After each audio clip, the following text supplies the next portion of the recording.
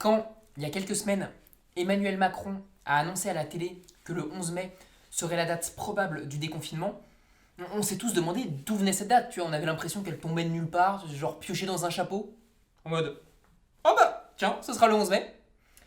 Et puis non, pas du tout. Ça a un sens.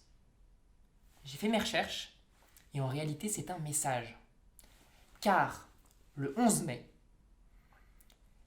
c'est la journée internationale des espèces menacées.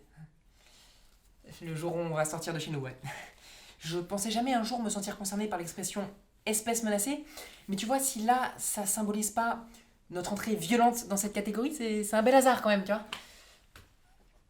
Et puis si c'est une technique de dissuasion, c'est bien trouvé quand même. Mais vous pouvez vérifier sur internet, hein. C'est vrai ce que je raconte. D'ailleurs, je suis aussi allé sur la page Wikipédia du 11 mai, parce qu'il y a des pages Wikipédia pour toutes les dates. Et globalement, c'est pas un bon présage le truc là. Je peux vous donner quelques exemples. Le 11 mai, naissance de René Bousquet, principal responsable de la rafle du Veldiv. Bonne ambiance.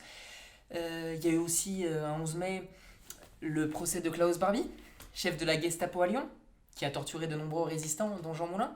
Et puis il s'est aussi passé des trucs incompréhensibles des 11 mai.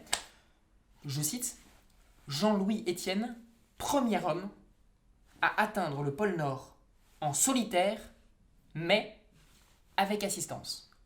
Ça n'a aucun sens. À moins peut-être qu'en réalité ils étaient trois, Jean, Louis et Étienne, je sais pas.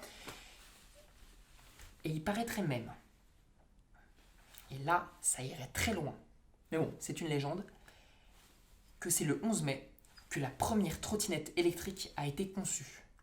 Donc, ceux qui, le 11 mai, prévoyaient de sortir de chez eux en faisant des blagues sur la Seconde Guerre mondiale, seuls sur une trottinette électrique, mais avec quand même en assistance trois potes derrière eux, bon, si vous arrive quelque chose, vous l'aurez cherché quoi. La journée va être longue.